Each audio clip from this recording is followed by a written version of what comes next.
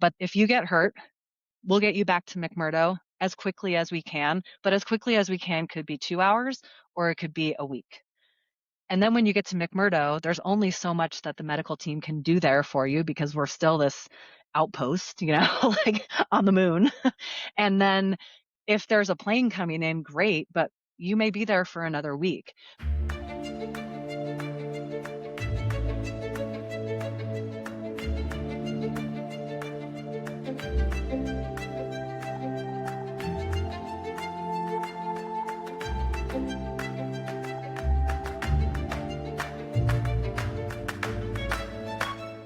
I'm Steve Smith. Welcome to another episode of Were We Lucky or Were We Good? This show invites dialogue and reflection following outdoor and experiential education incidents. Why do we normally succeed, but sometimes fail? What can we learn from our successes, our incidents, or our near misses? Rather than blaming and shaming, we are curious about seeing things from our guest's perspective in order to explore the sometimes fine line between lucky and good. I am so happy to welcome today's guest, who I've actually known for many years, Kate Koons, a world traveler who lives in the Tetons. Kate, you have worked as a ski guide and avalanche educator and have also had many years as a NOLS instructor. You now work for the U.S. Antarctic program, helping scientists recognize and manage risks inherent to their remote and cold fieldwork. So, welcome to the show. What would you like to talk about today? Well, thanks, Steve. I I still find even at the ripe age of 50 that hearing somebody talk about who I am and my career up until this point, I still feel like I'm very much a learner and that I've had some really amazing experiences. I've worked with incredible people along the way who have coached and mentored me, which puts me in the role of being the coach and the mentor and learner still. And so Mhm. yeah, so I'm grateful to be here. Thank you for asking me to come. And I'm going to share a story from Antarctica that actually happened before I was in this role of field risk manager for the Antarctic program. And I asked for permission from the scientists that this actually happened to. And I asked them permission about 3 years ago if I could use this story as kind of a case study for when I brief science teams and field teams to go into the field, because it has a lot of really poignant uh, things that we can fully speak to when prepping ourselves to go out into the field. And it also happens to be a person that was my first field experience in Antarctica. I spent about a month with this person and their partner and their team up on Mount Erebus, which is the world's southernmost active volcano. A pretty cool place to spend your first kind of field campaign in Antarctica. And so mentors for me in many ways. So I'm going to share their story. And I guess I'll start by just maybe painting the picture here. So when I was working as a contractor, I would go into the field with different groups and kind of do whatever they needed, help them set up camp. Sometimes I would cook, sometimes I would carry gear. Sometimes I was, and all the while kind of looking out for the safety of a group. But sometimes we would have also a mountaineer who specifically just did the technical stuff, and I would be managing all the other things. And so I would do that on a contract basis in between Knowles work and all the other things. And when I was in that role, we did not have a field risk manager as a job. I'm the only person who has held the job as field risk manager. It was a new position in 2020. But I want to be really clear that the functions of my job, it's not like they didn't exist, but they existed on a multiple people's plates, if that makes sense. So it Mhm. wasn't one person's entire purview to look after how do we manage risk, and that's all you look at. And so my role now, I don't supervise anybody. I really kind of work with all of our teams across field, and so that didn't really exist. So there were some things that we are now utilizing that I think set us up better. With that said, I'm not sure that like this incident wouldn't have happened. So I want to make sure that that's very clear. That's not like something I did that has made things like infinitely safer. But just to kind of get to the meat of the story, this team that I had actually worked with all of these people in the field earlier in that season in a different location, and they were now out at another location that's actually not terribly far from McMurdo. And a lot of what we do in the field in McMurdo is we travel from the camp. And typically that's done on snow machines. And so it's one of those things. I mean, a lot of people ride snow machines out west and, you drive these huge machines with tracks because you're going through powder. And there we're riding on blue ice or really hard packed snow. I had never ridden a snow machine before I'd gone to Antarctica. And so I learned how to ride on blue ice. And then when I actually took them into powder, it's a completely different sport. But you're navigating some serious terrain. You'll go from packed snow to blue ice, and yeah, so that's one way that we travel. So that was how this group was traveling in the zone that they were in. And I'd actually been out with them at this location a couple weeks prior to this. So in any day's work, you could be walking to work, you could be traveling on a snow machine, or you would get like a helicopter kind of like hopping. We would get picked up, dropped in one location, get some samples, move on to the next spot. All these guys are volcanologists, so they're essentially studying volcano geology. Very smart, amazing people. And so this particular day, I was also on the search and rescue team in McMurdo. So if there was an incident that happened in the field, we would all be alerted and then a certain number of people would respond. And this team, there were a group of 4. And so 2 of the most experienced PIs or principal investigators had split up into, they had gone out as a team of 4, and then they split up into 2 teams of 2 to go work in different areas. They were all on snow machines, and I'm not going to use people's names here, but one of the principal investigators had been traveling on his snow machine, and he basically kind of went out of view of his partner. And traveling on a snow machine on blue ice, you could probably imagine, like, as soon as you add some incline, there's going to be like, yeah, it's slippery. And so there's a lot of maneuvering and skill that is needed. And he actually had those skills, but there's also a likelihood that you could just slide out. And so his partner was kind of up at the top of the hill and saw him make a turn, and he lost control of the snow machine, and basically like snow machine started sliding, he fell off the snow machine, and he just started sliding down this blue ice hill to the point where his partner up at the top of the hill just saw him go off this edge, not knowing how far the edge was, or how far it was to the ground. And that was it. He just saw him go. His colleague, who's up at the top of the hill, another wonderful man that I had worked with, scientist who had been down to the ice for many seasons prior, sees this happen. And, that immediate moment of you see something happening. And I think we've all been in that situation where time kind of slows down and you're like, okay, okay, okay, okay, now I have to do something, right? So he goes to get the sat phone out because he doesn't see anybody. So we also carry VHF radios, but when you're out in the field, if you don't have line of sight, you won't be able to talk to the other team. So he goes to get the sat phone out, and he realizes he doesn't know how to use the sat phone because he had not practiced with it in town. And he had not been given that job, like basically the folks in the camp who were calling to do their check-ins every day were the same people. So they were calling in on the sat phone. Not everybody in the team was practicing with it. So here's where the luck comes in. So this happened. The other team of 2 happened to crest over another ridge where they are now visible to the person who is at the top of the hill. So they are able to communicate via radio because they had their radios on. So he was able to communicate what was happening. The other team of 2, the principal investigator, one of the lead scientists, was able to, everything lined up at this point where she was able to she had line of sight to a repeater that could actually talk to McMurdo because they were high enough, even though they're probably, I want to say like 40 miles or something from McMurdo. And she was able to actually get our central communications team on the radio. They told them what was happening, and they said, he's down here. We think that he's really injured. They didn't really know what was happening, but it was kind of everything happened as it should, like as you want it to. So they get the call in town in McMurdo. There was a helicopter at the helipad, so they were not out doing other work as they often are. They were able to get 2 SAR team members on the helicopter within like 30 minutes. They flew out there. They found the scientist who'd gone off this ledge, and he was alive. He was okay, but he had 2 broken ankles. And so while this is happening, the helicopter is flying across the sound to get to this spot.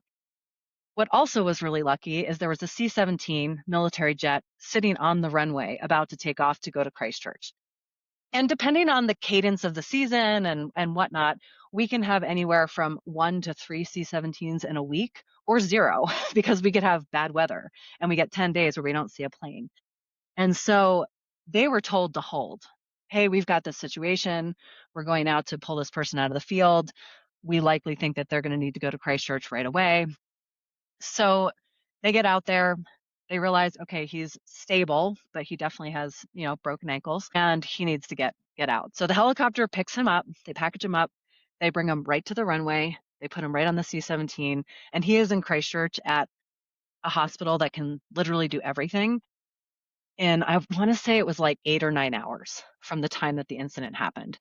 That doesn't really happen, right? Like, and again, I think when we write, like, as risk managers, safety personnel, whatnot, we write SOPs and we write manuals and all of these things because we're writing to the best case scenario. This is what will happen when an emergency occurs. And like, how often does that happen? Not that often. So, so I think that there was a huge element of luck here in that everything lined up for them. And talking to the person who was injured, he actually came back to McMurdo a couple years ago at the age of 70 to go out into the deep field, travel on blue ice, snow machine. He's an amazing man.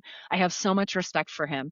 And while he was briefing his team, of which there were two people who had never been to Antarctica, never traveled on snow machines on blue ice, let alone. And he told this story to them and he said, "Okay, let me know, what did I do wrong?" And I just thought it was the coolest. It was just the coolest, like, full circle moment of this happened to me. And it was really neat to hear the entire team really kind of break down what they thought went wrong and then actually apply, well, what could go wrong in our field campaign this season? And let's think about this example. And so, yeah, I guess that's my story, and we can kind of jump into the whys and the hows and the all of the things. But I'm really grateful to this team to want to share that because at the time when it happened, we were not in a climate where sharing those stories was something that we did openly as a way to learn, right? And I think you and I could probably go back 20 years and say, yeah, that wasn't always what we did, or as freely as we are doing now. So I feel in my role now, it's neat to look back on that, see how far we've come as a program, and like, it's actually really important for us to have those stories and lean into them Hmm. and, you know, pick them apart, but in a really respectful way of like, we're humans. And and so I just love that he did that with his team, with these early career researchers, first time they're going into Antarctic field work, and recognizing that the consequence is always higher in Antarctica. But there's always a level of, if you get hurt, we'll get you back to McMurdo as quickly as we can, but as quickly as we can could be 2 hours or it could be a week. And then when you get to McMurdo, there's only so much that the medical team can do there for you because we're still this outpost, like on the moon. And then if there's a plane coming in, great, but you may be there for another week. So everything is exponentially can be considered exponentially more dangerous. And so how do we instill that upon people when making decisions out there of like, likelihood maybe doesn't change, but the consequence is always a little bit higher. Like, Kate, that was an incredible story that you just told.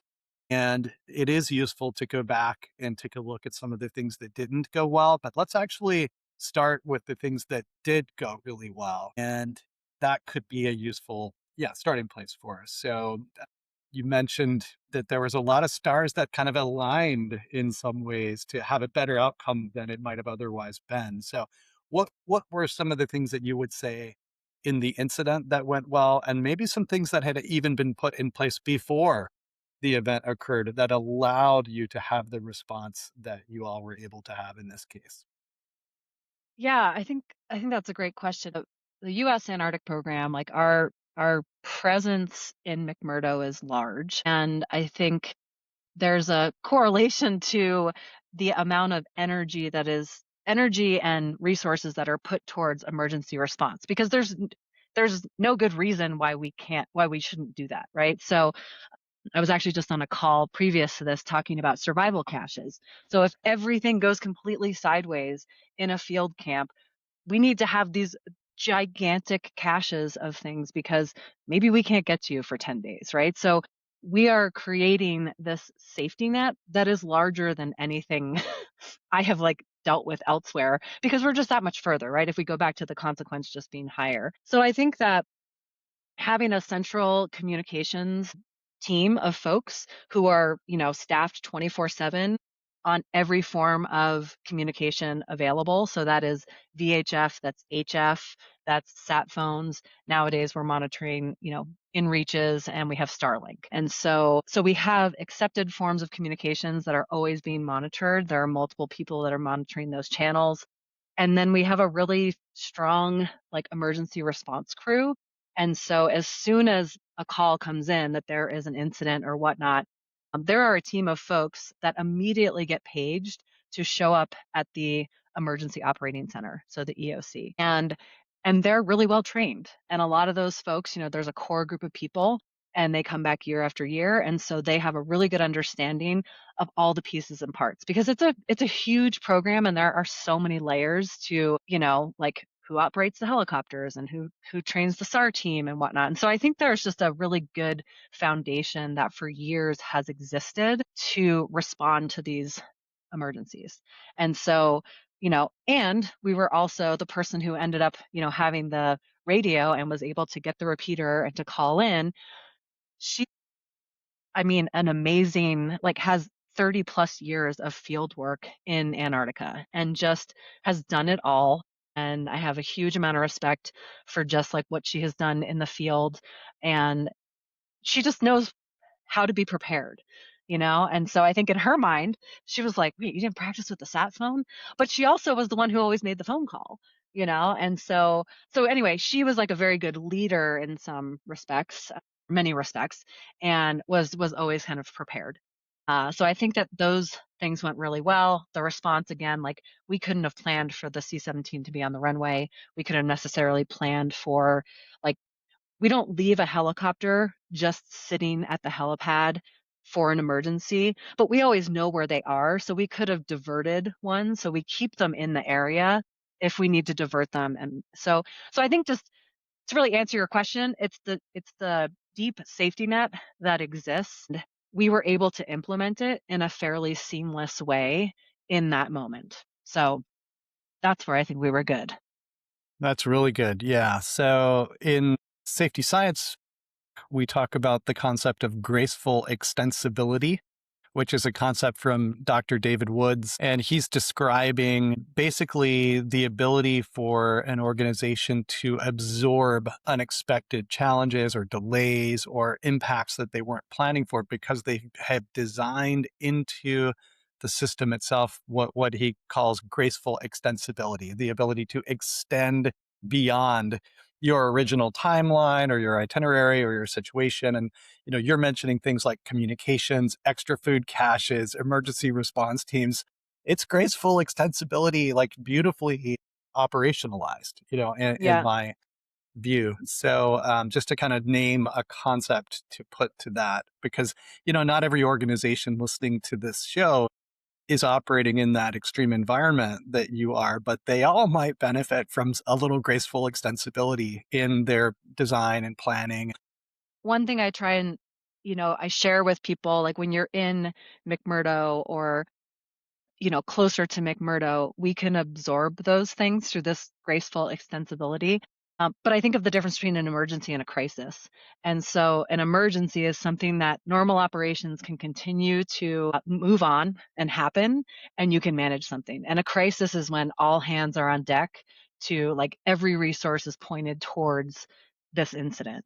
And we train to that in Antarctica, like mass casualty incidents. And so we are training to those, hopefully, things that will never happen. But I think because of that, we build that gigantic safety margin. And that can be harder when you're a smaller organization. But I mean, yes and no, I guess. It can be harder like to maybe conceptualize, but I do think that you scale your operations and your field activities to what you think you can handle in the worst case scenario. And Antarctica just happens to play out in like the furthest place from anything, you know? And we have a lot of resources, you know? Like first time I camped in Antarctica, I was like, "Oh, this is what it's like to camp with a helicopter when you just throw everything in a giant cargo net and they drop it off. You know, you're not carrying it on your back." So, yeah. And you mentioned writing the plan to the best case scenario as opposed to writing it for more of a, less ideal scenario, and how that might be a trap that many organizations fall into. And, I would add maybe even for the organizations that do rehearse and practice their crisis response plans, which is a great practice. Sometimes they also practice it in a best case scenario, where all the people available at the right time during the right time of day, and, the call comes in good weather and all this, so I wonder if you could just speak a little bit about your thinking around writing your plans and practicing your plans for the worst case scenario and why that might be useful in that extreme environment where you're operating. Yeah. I mean, I think that's a great question. And I'm sure that anybody listening to this who's worked for an organization has probably done this. So it's not like it's anything new. But this last year, we worked with our entire deep field camp staff. And so these are people who staff these camps that science groups come to. And we did an overnight kind of shakedown with everybody as both a team building, but also kind of like a not an add-on, but as part of their field planning. So when building their field plan of everything from what does a positive work environment look like, what are the most like the risks and the hazards that you are going to interact with on a daily basis, and how do you plan to mitigate them? How do you take care of yourselves? What does it look like when you're stressed? All of these things. So we do this, then we go camping together, and then we decided we hadn't done this in a really long time. We'd done some tabletop scenarios with folks, but we're like, oh, we're out here kind of camped. It's literally like 2 miles from McMurdo, but it's great because it's Antarctica, so it's still cold and it's windy and all the things. And so we did a full blown scenario, and we tried to actually not do the like make everything the absolute worst case scenario, because you're like, all of these things clearly aren't going to happen at once. But I just think there was so much benefit to throw some real wrenches like that we have seen. So granted, we were cherry picking some of like the near misses and little incidents that have happened and kind of threw them in there. But again, I think, like I said, anybody listening to this, and I'm sure you can relate to this, is that at the end of the day, what comes out of those scenarios is how do you communicate with folks? Where are stress points? And so those are the pieces that I have made central to our field planning process in Antarctica because yeah, like that's what it comes down to, right? And so asking somebody truly, what do you look like when you're stressed and what do you need? Or what is it that's going to kind of push you to that edge? And so I think asking some of those really critical questions, or just how do you communicate about it? Like we could talk ad nauseum about the objective hazards that exist. You can follow an SOP for that, right? Like, I mean, somebody falls in a crevasse. There are a load of things that can happen, but how to extract somebody from a crevasse, there are very specific ways in which you do that.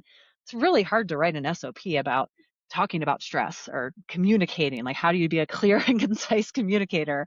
And I think those are contributing factors to when these things can push us away from being good and maybe just lucky. Yeah. So, from having known you for many years, I know that you are not just focused on physical safety for folks, but you're also interested in psychological safety in the workplace. So, Kate, you mentioned that team members there maybe historically weren't always able to speak up, and that there not wasn't necessarily always and through the different eras, a psychologically safe place for people to share their incidents and near misses and their learning. And that's sort of like indicative of our whole industry, I think, is that we've kind of grown Absolutely. up around that a bit, which is great Yeah. news.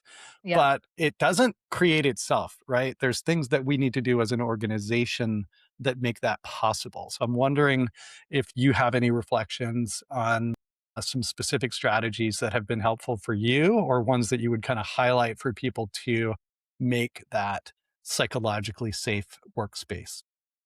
Yeah. Well, it's a good question. And I think what I'll share is that the process for having those conversations, as you mentioned, I think industry wide has changed. So we're incorporating those questions, we're incorporating different trainings, we're coaching and mentoring in different ways than we used to. But when I was working as a contractor, and when this incident that I shared happened, we didn't sit down and have like a field planning session. We did a lot of the logistics. The logistics plannings were kind of ironed out, and then teams just kind of went into the field. And there was, a I don't even say laissez-faire. Like, it's not that people didn't plan for it, but there wasn't a targeted conversation around what does positive work culture look like? How do we Hmm. speak up? All of those things. So, and I guess what I would say is I still don't think I nail it all the time. And I have a really clear idea of what I think contributes to a positive work culture. I think I have a really clear idea of what communicating around risks looks like.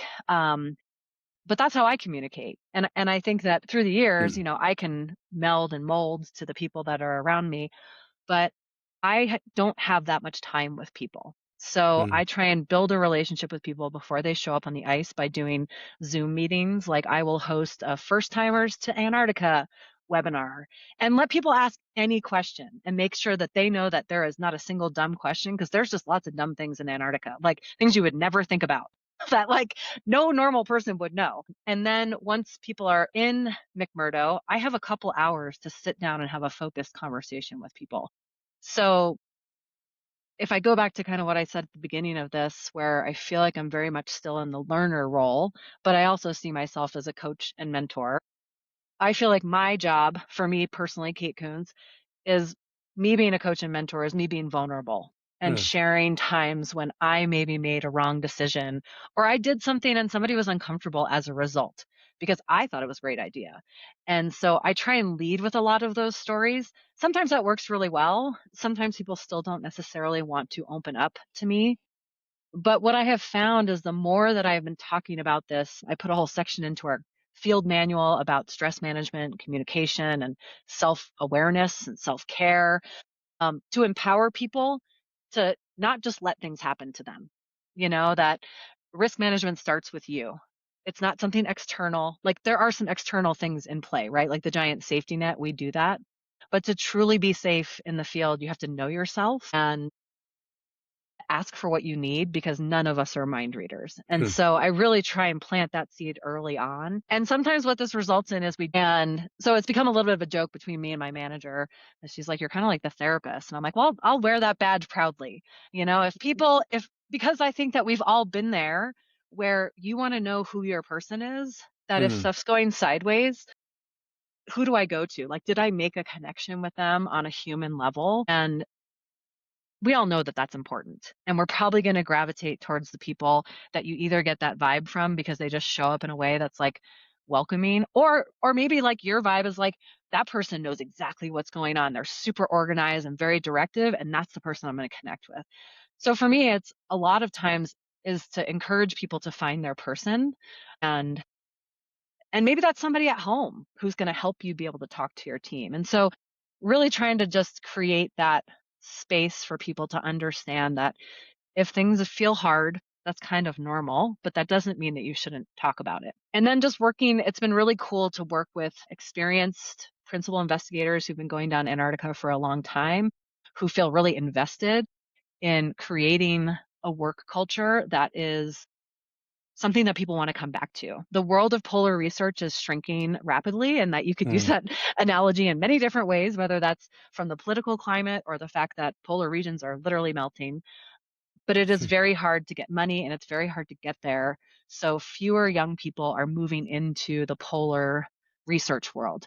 So the principal investigators who are on their way out eventually, they feel really invested in creating a work environment that is positive so that people will continue this work.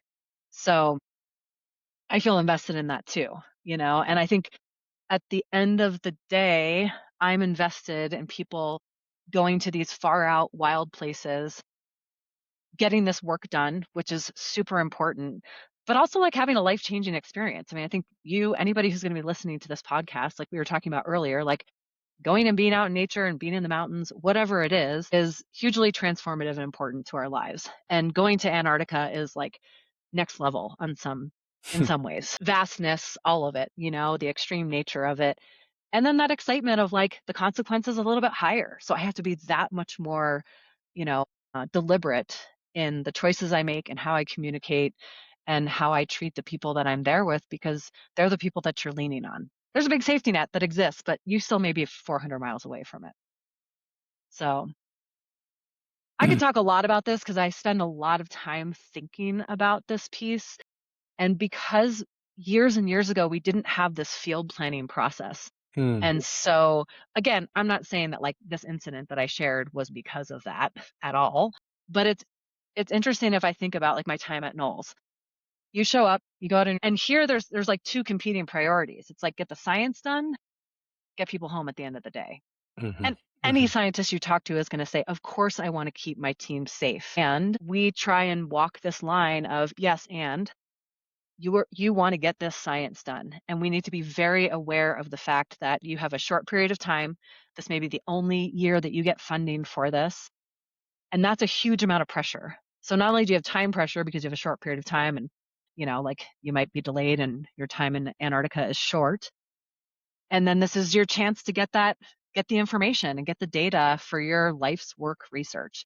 And so if that is what is your primary like lens to which you're looking through work, it can be hard to all of a sudden be like, oh no, okay, wait, I gotta like think about my team and like how's everybody doing and are we making good decisions? And so it's and people are open to that, but I think it's just it's us continuing to expand our horizons and the way that we view what scientific field work is, right? Like it can be a mishmash of competing priorities. mhm, And so, do we stop and, as Paul Petzel would say, and smoke the cigarette, the proverbial mhm, cigarette, mhm, and just say, let's just stop for a moment and like, mhm. what do we need to do right in this moment? That's the wisdom of don't just do something, sit there. Yeah, yeah, exactly, Flipping that exactly. around. So you describe these competing priorities, and I'm imagining, a model like the Rasmussen dynamic safety model, where you've got an arrow that's pushing you to be cheaper and an arrow that's pushing you to be faster. And it's pushing your operating system closer and closer to the edge where the safety boundary exists. And my thought is that it's Oh easy to yeah, measure money, it's easy to measure time, it's easy to measure how exhausted people are or the pressure that they might feel from the PI to get the project work complete. But it is sometimes hard to know where the difference is between that perceived safety boundary and the actual safety boundary. When are we not safe, right? And so yeah, I think that's a really interesting question in that dynamic environment that you're operating in. What it's probably easy to imagine what the pressures are.